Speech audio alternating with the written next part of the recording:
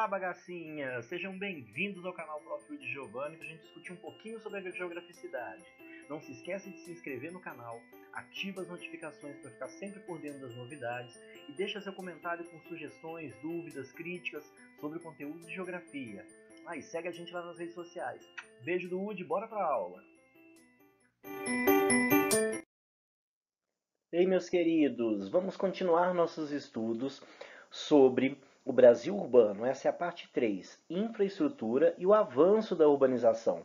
Como que isso aconteceu? O que ajudou? Esse é o nosso foco.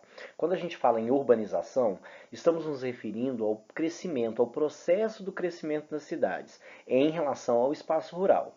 Como a gente viu anteriormente, o surgimento das primeiras vilas e cidades no Brasil teve início no período ainda colonial e ocorreu de acordo com as principais trocas comerciais que tinha naquela época.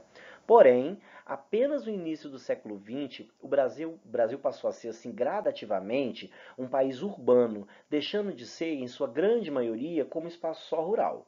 Esse processo teve os principais fatores de crescimento na atividade industrial e na mecanização do campo, que atraiu pessoas para a cidade em busca de emprego. Além disso, a urbanização significou a construção de infraestruturas que ajudaram, fortaleceram a circulação de pessoas, mercadorias, informações, como redes de transporte e de comunicação. E dentro desse processo de integração que a gente viu nas aulas anteriores, lá no iníciozinho do primeiro bimestre, a gente sabe que teve uma integração nacional. Todo um processo dentro da economia, principalmente na economia de aglomeração, para ajudar o fortalecimento das cidades. A partir de 1930, o governo de Getúlio Vargas, por exemplo, ele colaborou muito com a integração do país e o desenvolvimento do mercado interno nacional, o que fez articular e tornar grande a preocupação do Estado para com as cidades. Além de uma necessidade que era econômica, a integração do território brasileiro era uma questão de uma segurança nacional. As grandes fronteiras do país já haviam sido disputadas antes com países vizinhos, principalmente por serem menos populosas. Desse modo, a expansão do povoamento e da infraestrutura desse povoamento também tinha como objetivo garantir o maior controle do Estado sobre o nosso território. E algumas políticas, a partir de 1930, começaram a se desenvolver, como, por exemplo, as políticas rodoviaristas. O que é isso? Dentro desse processo de industrialização e de urbanização do território brasileiro, ele dependia de maior integração do mercado interno e, por sua vez, de maiores investimentos nas redes de transporte. Por causa disso, o governo adotou uma política de aumentar as rodovias. Aumentar não só em largura, tá, gente? Em tamanho mesmo. Construir mais rodovias. E começou a abrir e construir estradas e rodovias, formando uma extensa malha rodoviária, que deveria ligar os pontos mais isolados do país, mais distantes aos grandes centros econômicos. Entre os anos de 1930 e 1950, a política de criar rodovias foi implementada de uma forma mais intensa. Essa opção do governo visava atrair indústrias, como por exemplo a automobilística internacional, aqui para o Brasil. Só da gente olhar nesse mapa, nós estamos vendo todas as rodovias, as que já são pavimentadas, as que estão em período de construção, as que ainda não são pavimentadas, mas olha que grande malha rodoviária, ligando todas as capitais a todos os grandes centros urbanos do nosso território. E a gente vai olhar isso como a matriz do transporte aqui no Brasil. O que é isso? É um conjunto de meios de transportar pessoas, mas acima de tudo, mercadorias que o nosso Brasil tem. O Brasil é um país de grande extensão territorial. Como nós já conversamos antes, é um país de proporções continentais. Por isso, é necessário ter uma matriz de transporte que seja ampla e muito articulada, ligando um lugar ao outro aonde precisa, que consiga ligar os diferentes pontos do nosso território. Como a gente viu nas últimas décadas, o sistema rodoviário foi priorizado no país. Porém, algumas regiões concentram maior número de redes modais de transportes, com mais tipos de transportes do que outras.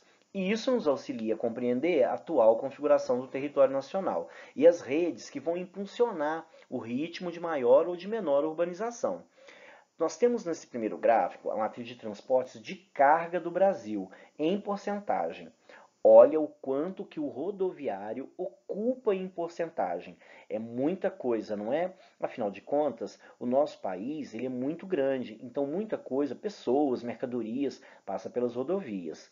Em segundo lugar, nós temos os ferroviários, principalmente no transporte de minério e de café. Em vermelho, nós temos o aquaviário, que vai usar o mar ou os rios navegáveis que nós temos no Brasil. E em verde, nós vamos ter outros, como o caso do aéreo ou de pequenas cargas em pequenas localidades. No outro gráfico, temos a matriz de transportes de passageiros. A gente andando para lá e para cá. Pois é, 95,5% das pessoas no Brasil utilizam o transporte rodoviário.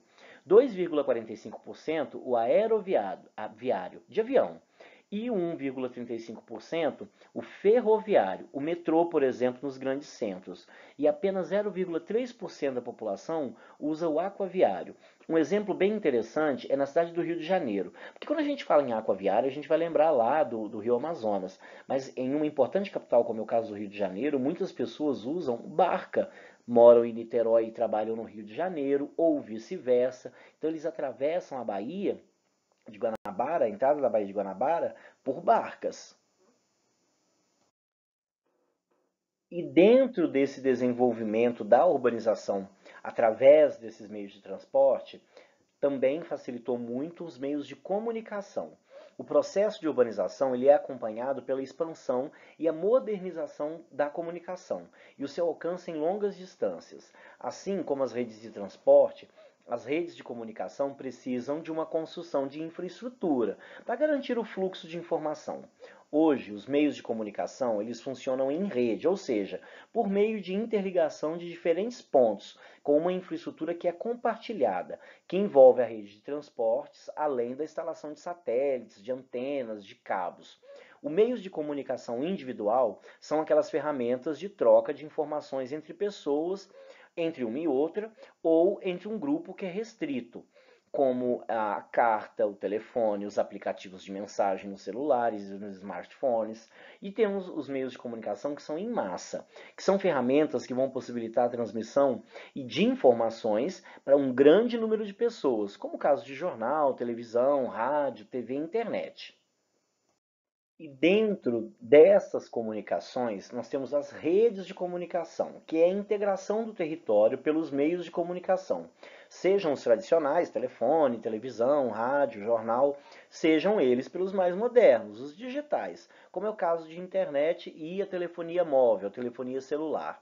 Ainda está em andamento esses últimos. Assim como ocorre com a rede de transportes, as redes de comunicação elas se concentram em algumas regiões. Nesse gráfico, a gente pode analisar quem tem acesso ao computador e à internet. Quando está em azul, é a porcentagem de pessoas desde 2014 até 2018 que tem acesso tanto ao computador quanto à internet. Em 2014, nós tínhamos 43% do total da população tinha computador e internet. Em 2018, as pessoas tinham 39% das pessoas tinham computador e internet. A gente percebe que isso foi se modificando. Por quê? Lá com o verde, nós temos as pessoas que têm acesso apenas ao computador, que foi diminuindo desde 2014 até o ano de 2018, que são os últimos dados que nós temos. Mas a gente percebe que apenas a internet, que aí vai utilizar outros mecanismos, não só o computador, como é o caso dos smartphones, né, os celulares de vocês. 28% das pessoas, acredita-se uma média de hoje, tem acesso à internet através desse meio de comunicação. 3% ainda utiliza só o computador e nós temos 39% que usa os dois. Agora vamos dar uma olhada naquele que não usa nem computador e nem internet. 30% dos domicílios, das casas das pessoas hoje ainda não usam nem computador e nem internet.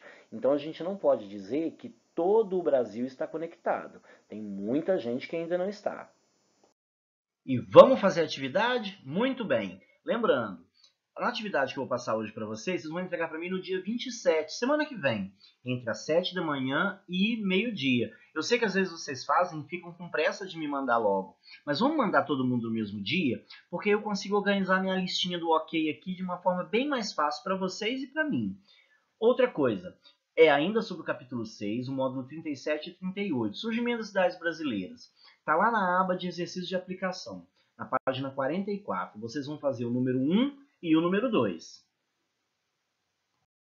Bora fazer umas atividades então? Módulo 39 e 40, sobre infraestrutura e o avanço da urbanização. Na página 246, eu quero que vocês façam o número 2, a letra A e a letra B. Lembrando, a data de entrega é no dia 3 da semana que vem, dia 3 de junho, tá bom? Na próxima quarta-feira. Vocês vão mandar para mim entre 7 da manhã e meio-dia e 20, como tem feito normalmente.